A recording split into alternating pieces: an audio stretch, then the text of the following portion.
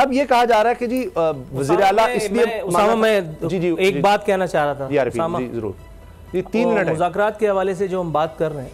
हाँ 3 मिनट तो बहुत है यार, उसने गाने सुनाए थे आदमी।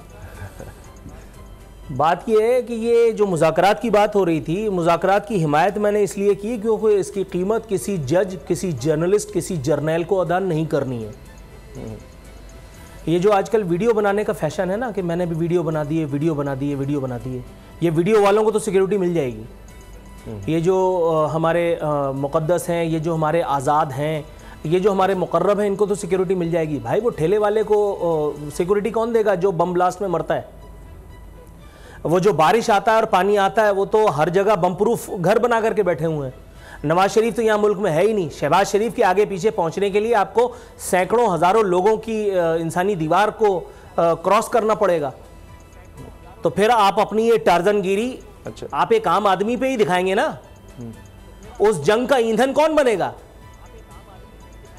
बहुत सारे करंट अफेयर प्रोग्राम्स में भी बात होती है शोहदा की, लेकिन उस शोहदा में भी प्रेफरेंस रखी जाती है उन शोहदा की जिनका ताल्लुक हमारे अस्करी इदारों से है। तो क्या आम आदमी ने उसके लिए कुर्बानी नहीं दी?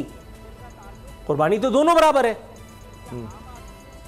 आप इस जंग का ईंधन एक आम आदमी को बनाने के लिए आप कह रहे हैं मुज़ाकरात नहीं होगा। तो भाई मुज़ाकरात नहीं होगा तो इसका कीमत कौन चुकाएगा? एक आम आदमी ना जी। वो एक आम आदमी की जिसकी कत्ल की FIR राव अनवर जैसे आदमी के खिलाफ नहीं कट सकती।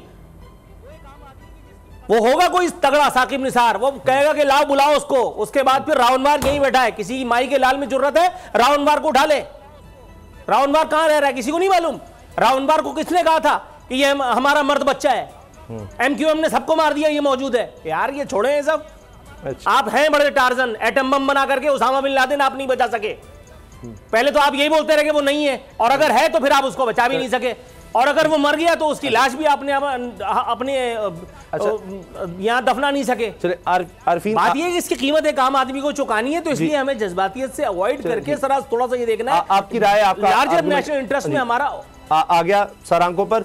बस चंद सेकंड है। ज़िमनी इलेक्शन पर जो ये कहा जा रहा है जी सरकारी वसाइल का इस्तेमाल हो रहा है, इसका अब तहरीक इंसाफ चाहती है जी नोटिस भी लिया जाए, क्योंकि शहबाज शरीफ को 22 जुलाई तक वज़ीर आला इसलिए माना था कि वो सरकारी वसाइल का इलेक्शन पर असरअंदाज नहीं होंगे, लेकिन अब तो तमाम उनके लोग भी असरअंदाज हो रहे हैं। प्रेस कॉन्फ्रेंस भी हो रही हैं, ऐलानात भी हो रहे हैं, इश्तिहार भी हो रहे हैं, सब कुछ हो रहा है। सब्सक्राइब करें और बेल दबाएं ताकि कोई खबर रह न जाए।